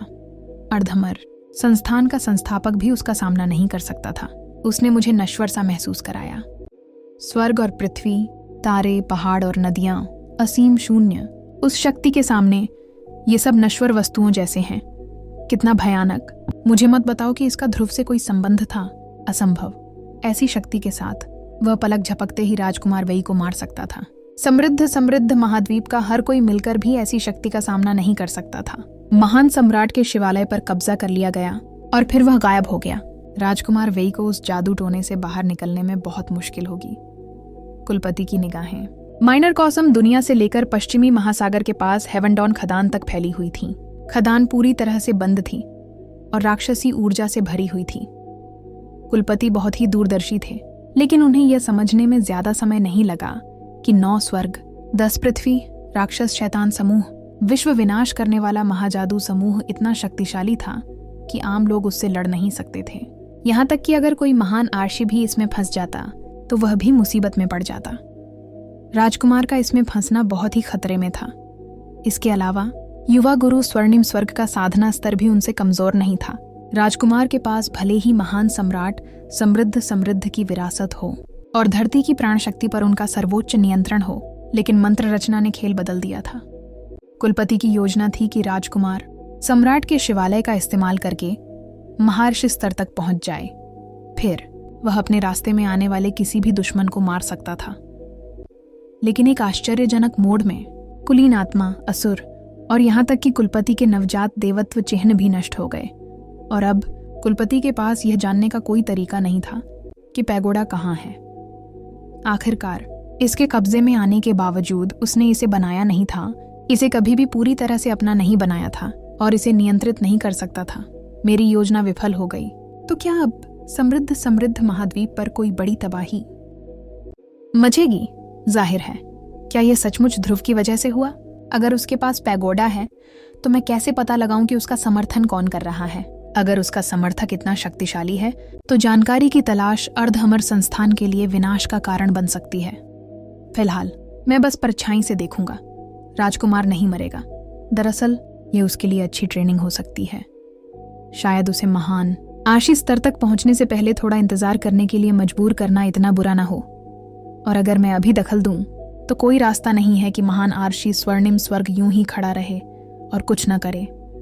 बेशक उसे आभास हो गया था कि युवा पीढ़ी के 2 सदस्यों के बीच इस द्वंद्व पर एक और शक्तिशाली ताकत की नजर थी। दोनों ही दावेदारों के पास शक्तिशाली समर्थक थे। एक को हैंगिंग माउंटेन का समर्थन प्राप्त था और दूसरे को डेमी इमॉर्टल इंस्टीट्यूट का। अगर कुलपति ने अभी कोई कदम उठाया तो महान आर्षी स्वर्णिम स्वर्ग भी ऐसा ही करेंगे और 2 महान आर्षियों के बीच लड़ाई का पूरे महाद्वीप पर गहरा नकारात्मक प्रभाव पड़ सकता है। चूंकि दोनों महान आर्षी चुपचाप दखल न देने पर सहमत थे, इसलिए केवल एक ही बात थी कि इंतजार किया जाए और देखा जाए कि राजकुमार और युवा मास्टर स्वर्णिम स्वर्ग के बीच चीजें कैसे आगे बढ़ती हैं। मुझे निराश मत करो, कुलपति बुदबुदाया। फिर उसने अपनी आंखें बंद कर लीं। 9 स्वर्गों, 10 पृथ्वी के राक्षस शैतान समूह के विश्व विनाशकारी महामंत्र समूह में राजकुमार और युवा गुरु स्वर्णिम स्वर्ग के बीच युद्ध छिड़ा हुआ था। एक के पास महासम्राट समृद्ध का प्रक्षेपण था और दूसरे के पास एक सिद्ध राक्षस देवता। दोनों अपनी शक्ति के चरम पर थे और हर बार जब उनके भाले और परशु का संपर्क होता तो विशाल झटके की लहरें फूटतीं, जिससे हेवनडॉन खदान के अलग अलग हिस्से नष्ट हो जाते। तभी लड़ाई के बीचों बीच सूरा शैतान आंख में धड़क रही सूरा शक्ति गायब हो गई। राजकुमार और युवा गुरु स्वर्णिम स्वर्ग दोनों ही सदमे से नीचे देखने लगे। क्या? युवा मास्टर स्वर्णिम स्वर्ग ने सोचा। इस जाल को बिछाने में मेरी सारी मेहनत के कारण मुझे सम्राट के पैगोडा और असुर के बारे में पता था। मैं उस शक्ति का इस्तेमाल करके उसे मारकर अपने लक्ष्य हासिल करने की योजना बना रहा था। पैगोडा और असुर दोनों कैसे गायब हो गए? क्या यह राजकुमार का काम है?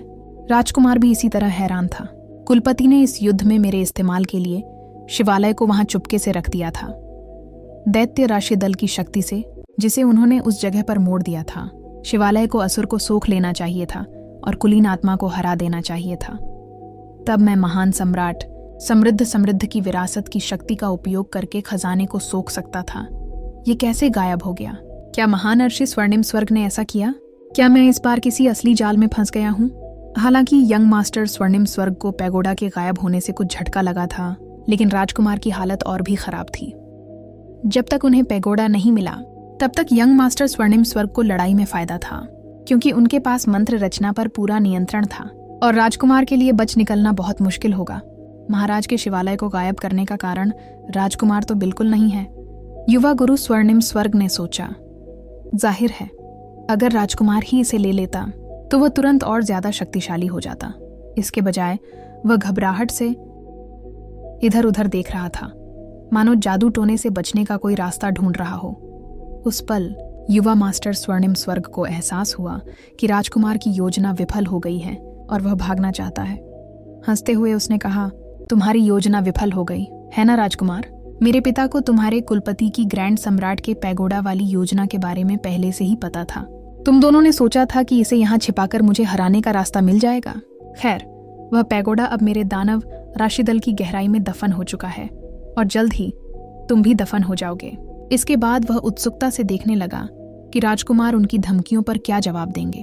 भले ही अब तुम्हारे पास महामहिम सम्राट का शिवालय हो, उससे तुम्हें कोई लाभ नहीं होगा, राजकुमार ने जवाब दिया। मैं अजेय हूं, सिर्फ इस समृद्ध सुंदर महाद्वीप में ही नहीं बल्कि पूरे ब्रह्मांड में भी। गर्व से खड़े होकर वह युद्ध के देवता एक ऐसे योद्धा जैसे लग रहे थे जिसे युद्ध में कभी हराया नहीं जा सकता। महामहिम सम्राट का शिवालय एक भौतिक संपत्ति मात्र है, इसका न होना ही बेहतर है। मैं अपनी शक्ति का उपयोग स्वर्ग से जुड़ने और सभी बंधनों को तोड़ने के लिए करूंगा। महर्षि का स्तर मेरे लिए बस एक शुरुआत है, मैं स्वर्ग को चुनौती दूंगा। गड़गड़ाहट। उनका 2 अर्धचंद्राकार ब्लेड वाला परशु हवा में छेद करके यंग मास्टर स्वर्णिम स्वर्ग की ओर बढ़ गया। स्वर्ग के पुत्र की गॉड फिस्ट, स्वर्ग के पुत्र की कुंडली। स्वर्ग का पुत्र ब्रह्मांड को नियंत्रित करता है और सभी देशों को एकजुट करेगा। युवा मास्टर स्वर्णिम स्वर्ग अचानक चौंक गया और हमले की ताकत से लड़खड़ाकर पीछे की ओर गिर पड़ा। जाहिर है उसे यह जानकर सदमा लगा कि राजकुमार अपनी असली ताकत छुपा रहा था, लेकिन कम से कम उसे यह तो पता चल ही गया था कि राजकुमार के पास सम्राट का शिवालय नहीं है। थोड़ा और आत्मविश्वास महसूस करते हुए उसने अपने दिल को शांत किया और एक क्रूर अंदाज में मुस्कुराया। आज ही तुम मरोगे, राजकुमार। तुम्हें लगता है कि कुछ बेकार की धमकियां मुझे हराने में तुम्हारी मदद करेंगी? क्या मजाक है? स्वर्ग राक्षस भाला कला, स्वर्ग राक्षस अवतरित। जैसे ही युवा गुरु स्वर्णिम स्वर्ग ने भाले की साफ तौर पर बेहतरीन तकनीक के शुरुआती तरीके इस्तेमाल किए, हथियार की नोक के चारों ओर एक भंवर उभर आया। उसी समय उसके सिर से एक लंबा नुकीला सींग निकला।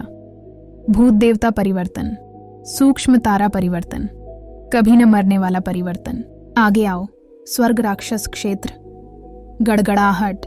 उसमें से भारी मात्रा में सच्ची ऊर्जा फूट पड़ी, जिससे एक निजी क्षेत्र बन गया जो और कोई नहीं बल्कि स्वर्ग राक्षस क्षेत्र था। उसके भीतर अनगिनत राक्षस प्रकट हुए और बाहर निकली राक्षसी ऊर्जा ने यंग मास्टर स्वर्णिम स्वर्ग को एक राक्षस देवता की छवि जैसा बना दिया। छठा पौराणिक परिवर्तन तब हुआ जब कोई एक ऐसा क्षेत्र एक अनोखा आयाम बना सकता था जिसमें वह लगभग अजेय हो सकता था। आमतौर पर किसी दुश्मन को उस तरह से सुरक्षित दुश्मन पर कोई भी सफल हमला करने के लिए 10 गुना ज्यादा कोशिश करनी पड़ती थी।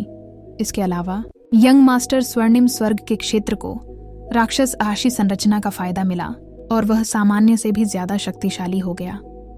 कुछ ही सांसों में उसने राजकुमार के सभी हमलों को नाकाम कर दिया।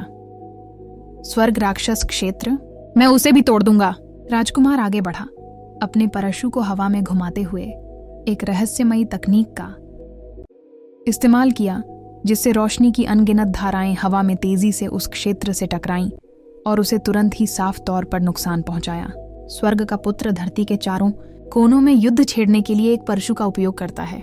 ऐसा लगभग लग रहा था मानो राजकुमार की यह परशु तकनीक युवा मास्टर स्वर्णिम स्वर्ग को हराने और यहाँ तक कि मारने के लिए काफी थी। आत्महत्या का मन कर रहा है, राजकुमार। सूरा गुप्त जादू, महान असुर अमर तकनीक, राक्षस रूही, शैतान रूही। राक्षस और शैतान का मेल। आकाश में खून के रंग की रोशनी फैल गई जिससे यंग मास्टर स्वर्णिम स्वर्ग पहले से भी ज्यादा डरा हुआ लग रहा था।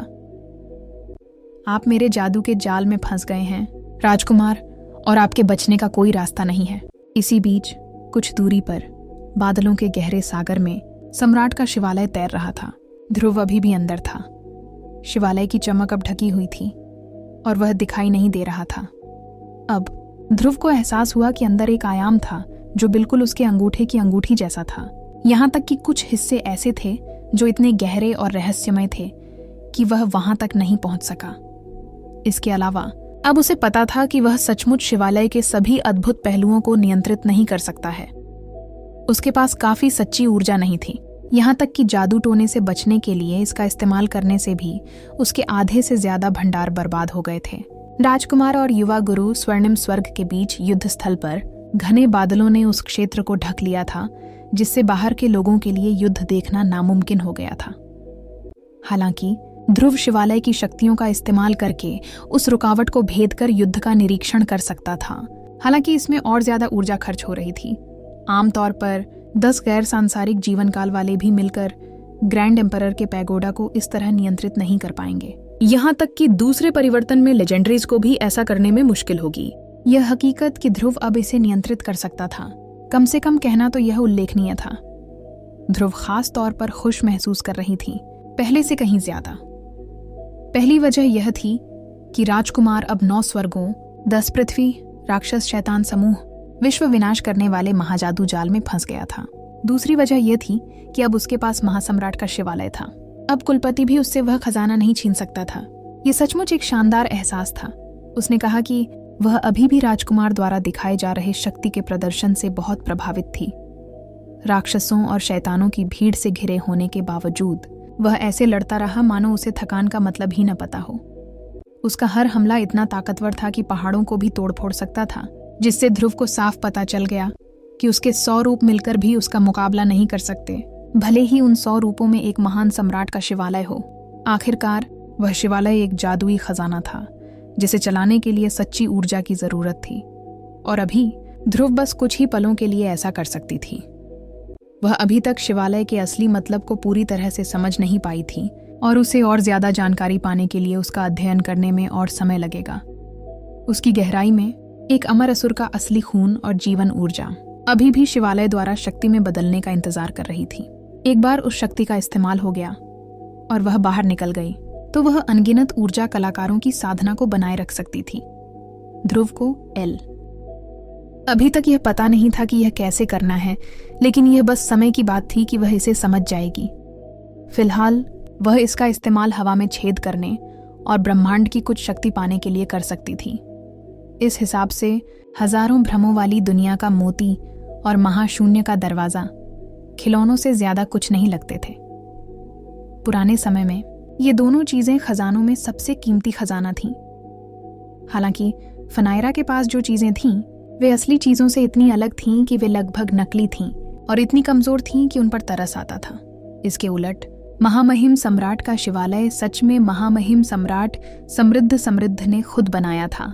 इसलिए जब इसका इस्तेमाल समृद्ध महाद्वीप में किया जाता तो ये बहुत ज्यादा फायदा देता।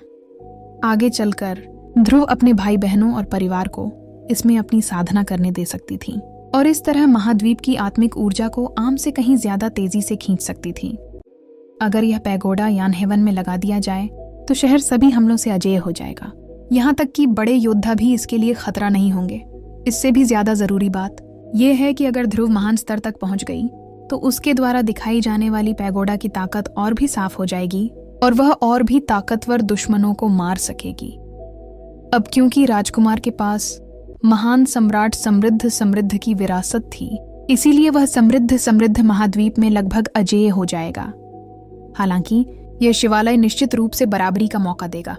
आखिरकार यह महाद्वीप के सार से वैसा ही आशीर्वाद देगा। ध्रुव की हर सांस के साथ उसके शरीर में ताकत की धारा बहती थी। एक साधारण योद्धा के तौर पर वह अपनी असली ऊर्जा को वापस पाने के लिए स्वर्ग और धरती की जीवन शक्ति को स्वाभाविक रूप से कहीं ज्यादा तेजी से खींच सकती थी। इसके अलावा जैसे जैसे उसकी साधना का स्तर बढ़ता गया, उसकी भगवान तुल्य ऊर्जा कला और भी शक्तिशाली होती गई। सच में अगर वह किसी खास जगह पर सांस लेती तो वह इतनी ज्यादा आत्मिक ऊर्जा खींच सकती थी कि उसके आसपास के सैकड़ों किलोमीटर के दायरे में किसी भी दूसरे साधक के लिए अपनी साधना करना मुश्किल हो जाता। यहाँ तक कि उस इलाके के पौधों का भी उगना मुश्किल हो जाता। उसे अपनी असली ऊर्जा के स्तर को सामान्य करने में ज्यादा समय नहीं लगा। फिर वह शिवालय से बाहर निकलकर बादलों के सागर में उड़ गई। ऐसा करते ही सम्राट का शिवालय सिकुड़कर चावल के दाने के जितना हो गया और फिर वह उसके ऊर्जा सागर और नरक की आग की भट्टी में उड़ गया। वहां ध्रुव उसका और करीब से अध्ययन कर सकेगी और उसके कामों के बारे में और जान सकेगी। पगोड़ा को उड़ाने के लिए बहुत ज्यादा असली ऊर्जा की जरूरत थी। इसके अलावा क्योंकि अंतरिक्ष के जादुई नियम अस्थिर थे और पगोड़ा कुछ हद तक बेकाबू था, इसलिए हमेशा यह खतरा बना रहता था कि अंतरिक्ष का तूफान उसे छीनकर अंतरिक्ष समय के किसी और हिस्से में फेंक दे जहां से वह कभी वापस न आए। अगर ऐसा हुआ तो यह एक बड़ी मुसीबत होगी। शुक्र है कि इस पगोड़ा में आकार बदलने की जादुई ताकत थी। यह इतना छोटा हो सकता था कि इसे देखना लगभग नामुमकिन हो, या पहाड़ जितना बड़ा और शानदार भी। इसमें लगभग कुछ भी समा सकता था। जैसे ही ध्रुव बादलों में पालथी मारकर बैठी और शिवालय से परिचित हो रही थी, स्वर्गीय खदान में अभी भी जोरदार युद्ध की आवाजें सुनाई दे रही थीं। एक समय ध्रुव ने युद्ध का निरीक्षण करने के लिए अपनी कुछ सच्ची ऊर्जा भेजी और देखा कि हालांकि राजकुमार अभी भी अपनी जगह पर टिका हुआ था, उसे धीरे धीरे सूरा शैतान आंख की ओर धकेला जा रहा था। वह शैतानी आंख विशाल राक्षस आशीष संरचना का केंद्र थी और यह एक ऐसा खिंचाव पैदा करती थी जो आसपास के दुश्मनों को अपनी ओर खींच लेती थी, जहां यह उन्हें कुचल देती थी और पिघला देती थी। अगर इस प्रक्रिया को रोकने के लिए कुछ नहीं किया गया तो राजकुमार को आखिरकार उसी जगह पर खींच लिया जाएगा जहां असुर था, जहां उसे बांध दिया जाएगा और धीरे धीरे पिघलाया जाएगा, जिसका इस्तेमाल युवा मास्टर स्वर्णिम स्वर्ग द्वारा महान आशीष स्तर तक पहुंचने के लिए किया जाएगा। हर बीतते पल के साथ ध्रुव का मूड बेहतर होता जा रहा था। वह राजकुमार को मरते हुए देखना चाहती थी। युवा मास्टर स्वर्णिम स्वर्ग भले ही एक राक्षस दानव हो, लेकिन राजकुमार घमंड और अहंकार का प्रतीक था। वह पूरी तरह से बेवकूफ भी था और जिसे चाहता उसे मार डालता था। कुछ मामलों में वह असली राक्षस दानवों से भी ज्यादा एक राक्षस दानव था। इसलिए अगर वह यह लड़ाई जीत जाता तो यह तय था कि वह समृद्ध महाद्वीप में डर का राज कायम करेगा। इस तरह ध्रुव पूरी तरह से युद्ध पर ध्यान लगाए हुए थी और तब तक ऐसा ही रहेगा जब तक वह यह नहीं देख लेती कि राजकुमार का क्या होता है। लड़ाई के दौरान एक खास समय पर युवा मास्टर स्वर्णिम स्वर्ग से पागलों जैसी आवाजें निकलने लगीं और उसके राक्षस साथी सभी पागल होने लगे। सच में उसके साथी अब खुलेआम राजकुमार को ताना मार रहे थे। आज तुम्हें यहीं दफना दिया जाएगा राजकुमार।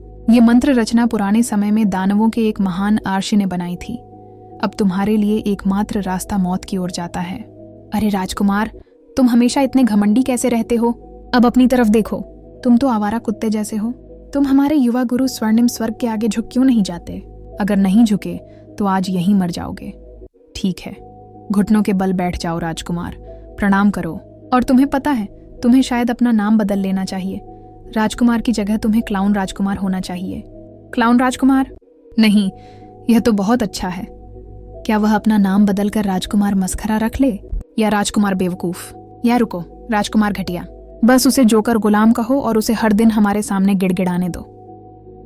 राजकुमार, जैसे घमंडी और अहंकारी व्यक्ति को इस तरह की बेइज्जती सुनने पर बहुत ज्यादा गुस्सा आया।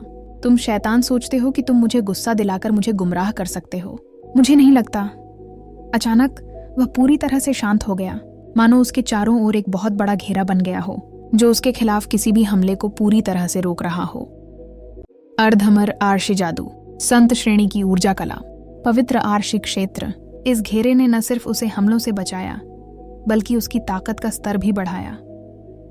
उसके भीतर खून की ऊर्जा उमड़ पड़ी जो उसके सिर के ऊपर से निकलकर ड्रैगन, बाघ, पक्षियों और कछुओं से भरी एक लाल धुंध बन गई।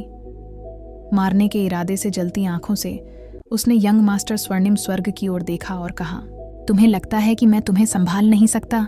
जहां तक मेरा सवाल है, तुम्हारा यह छोटा सा मंत्र निर्माण एक मजाक से ज्यादा कुछ नहीं है। मैं अपने क्षेत्र का सहारा नहीं लेना चाहता था क्योंकि मेरा अर्धअमर आर्षि जादू अभी पूरा नहीं हुआ है, लेकिन चूंकि तुमने मुझे कोई और रास्ता नहीं दिया है, इसलिए मुझे लगता है कि मैं यही करूंगा। अर्धअमर आर्षि जादू, युवा गुरु स्वर्णिम स्वर्ग ने चौंक कर कहा, मुझे विश्वास नहीं हो रहा कि तुम्हारे संस्थान के कुलपति ने तुम्हें वह ऊर्जा कला दी है। यह कुलपतियों की सबसे गुप्त तकनीक है जो केवल उन्हीं के पास मानी जाती है। उन्होंने तुम्हें यह क्यों दी? 9 परम तरीके, दैत्य राशि विनाश। बिना किसी हिचकिचाहट के यंग मास्टर स्वर्णिम स्वर्ग ने राजकुमार पर हमला करने के लिए अपना सबसे बड़ा हथियार इस्तेमाल किया, गड़गड़ाहट। अचानक सूरा शैतान आंख से बहुत ज्यादा ताकत निकली। युवा मास्टर स्वर्णिम स्वर्ग ने तेजी पकड़ी और शैतानी आंख के अंदर ही अपनी जगह बना ली। जमीन जोर से हिल रही थी, लेकिन खदान इलाके के कई अजीब राक्षस उसकी ओर दौड़ पड़े और उसके आसपास इकट्ठे हो गए। 10 सांसों का समय बीता और फिर वह सूरा शैतान आंख से बाहर निकल आया। हैरानी की बात है, अब वह पहले से बिल्कुल अलग दिख रहा था। वह लंबा और मजबूत था और चमक रहा था, मानो उसकी त्वचा अब कांसे की हो गई हो। ऐसा लग रहा था जैसे वह राक्षस जाति का सबसे उत्तम और सही रूप हो। ऐसा लगभग लग रहा था जैसे उस पर दूर के अतीत के किसी राक्षस महान आर्षि का कब्जा हो गया हो। उसकी आभा तक बदल गई थी और उसकी आंखें अब खाली थीं और ऐसा लग रहा था जैसे उनमें ब्रह्मांड का आदिम अराजकता भरा हो। तुम्हारा अर्धअमर आर्षि जादू शक्तिशाली हो सकता है राजकुमार, लेकिन तुम मौत से नहीं बचोगे। मैं इस राक्षस अर्शी मंत्र रचना से एक हो गया हूँ। इस शक्ति से मैं देवताओं को मार सकता हूँ। मरने के लिए तैयार हो जाओ। उसने अपना भाला आगे बढ़ाया, जिससे उसके चारों ओर अनगिनत आकार बनने लगे, प्राचीन समय के विशाल राक्षस। ऐसा लगभग लग रहा था जैसे राक्षसों की आत्माएं जाग रही हों, हमला करते समय अंतरिक्ष समय को चीर रही हों। यह एक बेहतरीन जानलेवा भाला चलाने का तरीका था जो देवताओं को भी मार सकता था। राजकुमार बस वहीं खड़ा रहा। उसका 2 अर्धचंद्राकार ब्लेड वाला परशु कांप रहा था, क्योंकि वह अपनी ताकत बढ़ा रहा था। आखिरी पल में उसने अपना हथियार चलाया, जिससे एक चमकदार रोशनी की लकीर पीछे छूट गई। उसके हथियार का घुमाव एक महान रूही के अनुरूप लग रहा था, जैसे रात में टूटता तारा, जिससे ब्रह्मांड में रोशनी और गर्मी फैल रही थी। यह भी एक बेहतरीन तरीका था। इसे देखकर ध्रुव को ऐसा लगा जैसे वह जीवन को नियंत्रित करने की इसकी क्षमता को महसूस कर सकती है। ठीक नहीं, उसने सोचा, राजकुमार की उस ताकत पर हैरान होकर जिसे वह दिखा सकता था। हालांकि वह अब सिर्फ एक दर्शक थी और लड़ाई में दखल देने या उसे प्रभावित करने के लिए कुछ नहीं कर सकती थी। राजकुमार की तेज रोशनी की किरण भाले से टकरा गई और एक चकाचौंध वाली चमक का धमाका हुआ। युवा मास्टर स्वर्णिम स्वर्ग परशु से 2 हिस्सों में कट गया और फिर भी उसका भाला सीधे राजकुमार के सिर में घुस गया। राजकुमार की जीवन शक्ति तुरंत निकलने लगी और फिर भी उसने वह मौका बना लिया था जिसकी उसे जरूरत थी। जैसे ही रोशनी फैलती रही, वह बिना किसी निशान के गायब हो गया। ध्रुव ने निराशा में अपने दांत पीस लिए। वह बच गया, घायल लेकिन जिंदा। वे दोनों घायल हो गए और राजकुमार तो बच गए। लगता है उनकी हालत बहुत खराब है। मुझे हैरानी है कि क्या वह बच पाएंगे। मुझे क्या करना चाहिए? अगर वह सचमुच बच गए तो भविष्य में बड़ी मुश्किलें खड़ी हो सकती हैं। छोटू का मन था कि वह राजकुमार का पता लगाए और उसकी कमजोर हालत का फायदा उठाकर उसे मार डाले। हालांकि जैसे ही उसने सुराग ढूंढने के लिए अपनी पूरी ताकत लगाई, एक अंतरिक्ष का तूफान आ गया जिसने राजकुमार के रास्ते का कोई भी निशान मिटा दिया। अब किसी के लिए यह जानना मुश्किल था कि वह कहाँ गया। जाहिर है, भागने के लिए उसने जो भी स्थानिक दरवाजा पार किया था, वह उसके पार जाने के बाद टूट गया था। यह सोचकर कि राजकुमार का पता लगाने का कोई रास्ता नहीं है, छोटू ने वहां से जाने की तैयारी कर ली। लेकिन तभी स्वर्णिम स्वर्ग की आवाज गूंज उठी, उसके पीछे, उसका पीछा करो। मेरे जानलेवा भाले के हमले ने उसे जरूर मारा है और उसे एक पुराने राक्षस अर्शी की असली ऊर्जा से भर दिया है। एक महान अर्शी को भी खुद को ठीक करने में कई साल लग जाएंगे। वह जरूर कहीं छिप गया होगा ताकि ठीक हो सके। ऊंचे स्वर्ग और गहरे पाताल में खोजो और उसे बाहर निकाल लाओ। यह बात कि स्वर्णिम स्वर्ग आधे में कट जाने के बाद भी ऐसे आदेश दे सकता था, यह दिखाता है कि उसकी चोटें उतनी गंभीर नहीं थीं जितनी लग रही थीं। युवा मास्टर स्वर्णिम स्वर्ग, अपनी चोटों को और न बढ़ाएं। मैं ठीक हूं, राजकुमार मुझसे भी ज्यादा घायल है। मैंने उसके सिर पर छुरा घोंपा और उसकी चेतना के सागर को घायल कर दिया। उसने बस मेरे धड़ को चोट पहुंचाई। कभी न मरने वाले साधना स्तर को हमेशा ठीक किया जा सकता है। आखिरी परशु का वार मुझे मार सकता था, लेकिन शुक्र है कि वह रचना में फंस गया था। उसका वह हथियार निश्चित रूप से स्वर्ग के रूही और अर्ध अमर के सार के जैसा है। उसे ठीक होने नहीं दिया जा सकता। अगर वह ठीक हो गया तो निश्चित रूप से उसके साधना स्तर में सुधार होगा और फिर उसे कोई नहीं रोक पाएगा। स्वर्णिम स्वर्ग सच में बहुत घबराया हुआ लग रहा था। उसके आदेश के जवाब में हेवेंडॉन खदान से दानव शैतानों का एक काला बादल निकला और सुराग खोजने के लिए सभी दिशाओं में फैल गया। उसी समय छोटू चुपचाप वहां से चली गई। युवा गुरु स्वर्णिम स्वर्ग से जो कुछ उसने खुद सुना था, उसके हिसाब से राजकुमार को ठीक होने में कई साल लगेंगे और शायद उसे खुद कुलपति की मदद की जरूरत होगी। राजकुमार को अपने घावों को भरने में जितने भी साल लगेंगे, छोटू उन सालों का इस्तेमाल अपनी साधना को बेहतर बनाने में कर सकेगी। कुछ साल, उसने सोचा, अपनी मुट्ठियां भींचते हुए। यह ज्यादा तो नहीं है, लेकिन महान योद्धा स्तर तक पहुंचने के लिए काफी होना चाहिए। साधारण योद्धा स्तर से महान योद्धा स्तर पर पहुंचना मात्रा से गुणवत्ता में बदलाव है। एक बार मैं सफल हो गई तो मेरी नरक कुचलने वाले गॉड मैमथ की ताकत और भी अजेय ऊंचाइयों पर पहुंच जाएगी। हालांकि महान योद्धा स्तर तक पहुंचना उसके लिए आम आदमी की तुलना में ज्यादा मुश्किल होगा, लेकिन अगर वह सफल हो भी गई तो नतीजे बहुत बुरे होंगे। अब क्या, मुझे कहाँ जाना चाहिए? वापस अर्धअमर संस्थान? हेवेंडॉन खदान में उसे ग्रैंड एम्परर का पैगोडा हासिल करके और साधारण योद्धा स्तर तक पहुंचकर बहुत फायदा हुआ था। हालांकि समय बहुत कम था और राजकुमार के ठीक होकर लौटने से पहले उसे और भी मजबूत होना था। ऐसा लग रहा था कि सबसे अच्छा यही होगा कि वह अर्धअमर संस्थान लौट जाए, अपनी साधना का स्तर बेहतर करे और शिवालय के बारे में और जाने। फिलहाल वह इसके रहस्यों का केवल 10% ही जानती थी। अगर वह उन सभी रहस्यों को उजागर कर पाती तो वह निश्चित रूप से किसी भी महान योद्धा को मार सकती थी जो उसके सामने आता। एक और काम जिस पर उसे ध्यान देने की जरूरत थी वह था उस लड़ाई को याद करना जो उसने देखी थी, खासकर राजकुमार द्वारा अपनाई गई अलग अलग चालों को। उसके आखिरी वार ने हवा को चीरकर जादुई नियमों को तोड़ दिया था।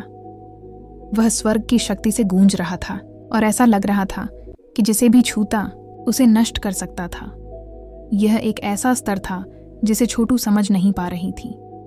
ऐसा लग रहा था जैसे यह किसी सफलता का सबूत हो, मानो विशाल मंत्र संरचना में फंसने से सच में राजकुमार को कुछ समझ आ गई हो। महामहिम सम्राट के शिवालय के बिना राजकुमार का महान आर्षि स्तर तक पहुंचना आसान नहीं था।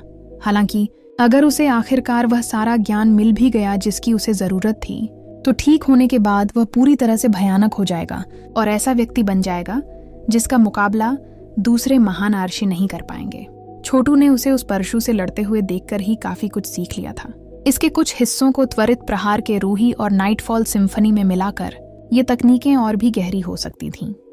जैसे ही वह अर्धअमर संस्थान के पास पहुंची, अचानक उसके दिमाग में कुछ आया और वह वहीं रुक गई। शायद अब मुझे संस्थान नहीं जाना चाहिए, उसने सोचा। महामहिम फीट वर्च्यू जरूर मेरे लिए मुसीबत खड़ी कर देगा। और कुलपति विंड और क्लाउड खुलेआम राजकुमार सोसाइटी के लिए काम कर रहे थे और निश्चित रूप से मेरा विरोध करने की पूरी कोशिश करेंगे। इस तरह से वह साधना पर ध्यान नहीं लगा पाती। इसके अलावा उसे यह भी नहीं लगता था कि वह संस्थान के किसी भी बुजुर्ग पर पूरी तरह से भरोसा कर सकती है। इस समय उसे केवल अपने भाई बहनों पर ही भरोसा था। मुझे शायद अपने भाइयों को यानहेवन ले जाना चाहिए और उन्हें ग्रैंड एम्परर के पैगोडा में अपनी साधना करने देना चाहिए।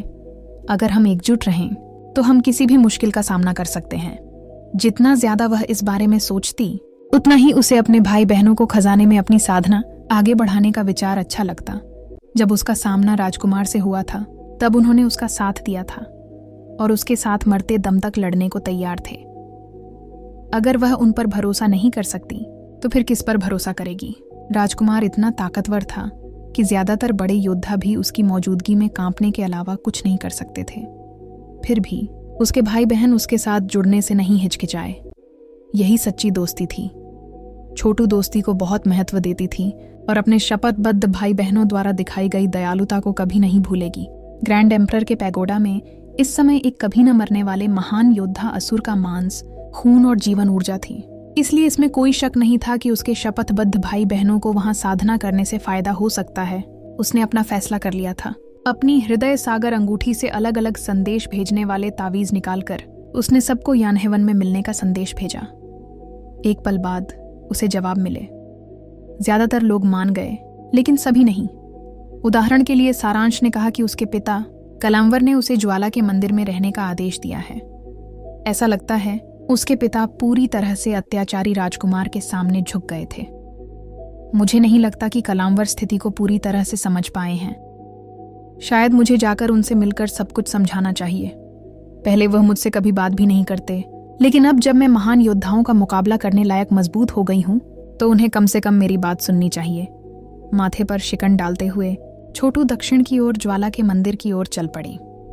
दक्षिण एक बहुत गर्म जगह थी, जो आग वाले ज्वाला के मंदिर के लिए बिल्कुल सही जगह थी। मौसम कभी ठंडा नहीं होता था और हर जगह रेगिस्तान थे। कोई भी मौसम हो, सूरज हमेशा आसमान में तेज जलता रहता था, जमीनों को झुलसाता था और हवा को घुमाता और बिगाड़ता था। ज्वाला का मंदिर एक बहुत बड़ा संगठन था और छोटू को बिल्कुल पता था कि उसका मुख्यालय कहाँ स्थित था। ये विशाल ज्वाला पर्वत पर एक फैले हुए रेगिस्तान के बीच में बैठा था, जो इतना गर्म और सूखा था कि इसमें ज्यादा समय बिताने वाले लोग मर सकते थे।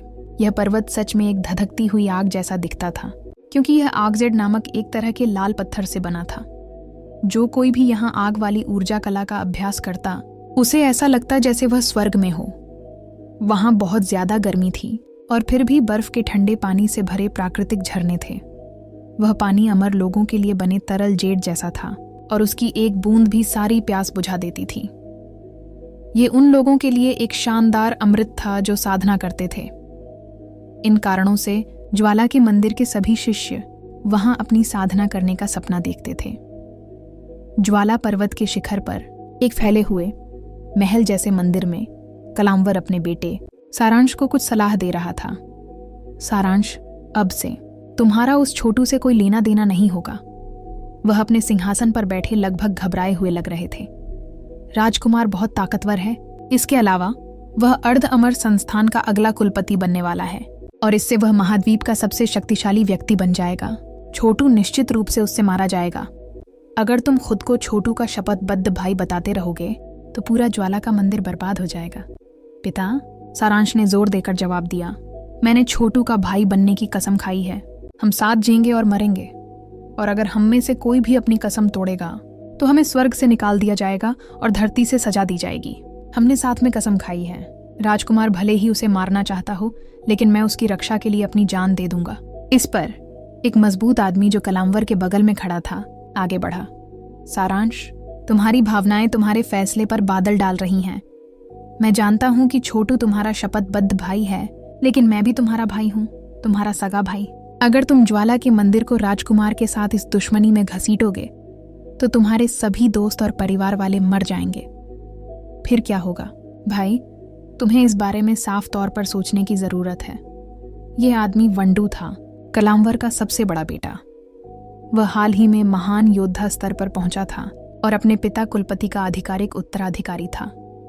इससे ज्वाला के मंदिर और अर्ध अमर संस्थान के बीच का बड़ा अंतर देखा जा सकता था। ज्वाला के मंदिर के उत्तराधिकारी के लिए महान योद्धा स्तर जरूरी था, जबकि अर्ध अमर संस्थान को एक महान आर्षी की आवश्यकता थी। भाई, मुझे लगता है कि तुम बात नहीं समझ रहे हो। अगर मैं भाई छोटू से अपना नाता तोड़ भी दूं तो भी राजकुमार हमें माफ नहीं करेगा। वह निर्दयी और कपटी है और छोटी सी बात पर भी बदला लेता है। अब हम जो कुछ कर सकते हैं वह एक साथ खड़े होना है। दूसरे संगठनों के साथ गठबंधन बनाओ, और शायद आर्षी पूर्वज राजवंश के साथ भी। यही जिंदा रहने का एकमात्र तरीका है। बकवास, कलाम्वर ने कहा। तुम सोचते हो कि किसी तरह का गठबंधन राजकुमार जैसे शक्तिशाली व्यक्ति का कुछ बिगाड़ सकता है? अगर हम उसके खिलाफ जाएंगे तो हमारा चर्च तोप के चारे से ज्यादा कुछ नहीं होगा। ऐसा करते हैं, छोटू से नाता तोड़ लो और मैं राजकुमार सोसाइटी के नेतृत्व को एक संदेशवाहक भेजूंगा जिसमें उन्हें बताऊंगा कि हम युद्ध के हथियारों को जेड और रेशम के उपहारों में बदलना चाहते हैं।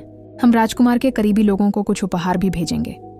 पिता, मंडू ने कहा, अगर कोई एक व्यक्ति है जो राजकुमार की सुनता है तो वह फनायरा है, और मैंने उसे देने के लिए एकदम सही उपहार के बारे में पहले ही सोच लिया है।